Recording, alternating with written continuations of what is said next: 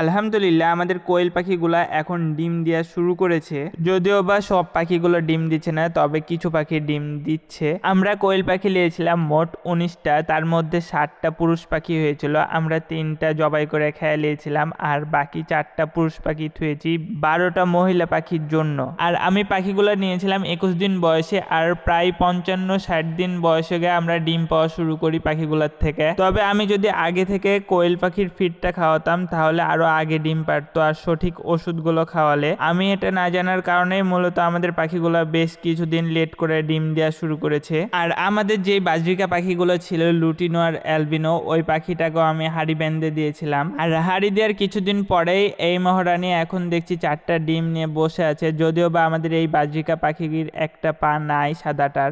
আর এদিকে আমরা যে গাপ্পি মাছগুলো কিনেছিলাম ওই গাপ্পি মাছগুলোর পরে আর আপডেট দেওয়া হয়নি, কিছু বাচ্চা হয়েছিল ওগুলোই দেখিয়েছিলাম আপনাদেরকে। আমাদের এই গাপ্পি মাছগুলোকে একদমই টাইম দেওয়াই হয় না, একবারই শুধু পানি দিয়েছি, 2-3 মাস হয়ে গেল, তারপর আমি পানি চেঞ্জ করিনি। যদিও বা এখানে আমাদের বৃষ্টির পানি হয়ে জমে থাকে, যখন বৃষ্টির পানি একদম লোড হয়ে যায়, এটা ন্যান বা চারি বলে এটার মধ্যে, তখন আমি মগ দিয়ে ছেঁকে ছেঁকে ফেলে দিই, যেন গাপ্পি মাছের বাচ্চাগুলো বের হয়ে না চলে যায় বাইরে, পানি ওভারলোড হয়। আর আমি মাত্র 10টা গাপ্পি মাছ কিনেছিলাম, এখন 10টা থেকে অনেকগুলো গাপ্পি মাছ হয়ে গেছে জাস্ট 3 মাসে। আমার যদি অনেক বড় জায়গা থাকতো তাহলে 10,000 মাছ এক বছরে করতে কোনো সময়ই লাগতো না, কারণ এই গাপ্পি মাছগুলো অনেক দ্রুত বাচ্চা দেয়। আর আপনাদের যাদের বড় জায়গা আছে আর আপনারা যদি আমার মতো শৌখিন হন তাহলে এরকম গাপ্পি মাছ পুষে, বা আরো অনেক মাছ আছে গাপ্পি, মলি, সফটেল, এগুলো মাছ পুষে দেখতে পারেন, বেশ অনেক দ্রুত বাচ্চা দেয় এই মাছগুলা। আর এই মাছগুলা খাওয়ারও খুব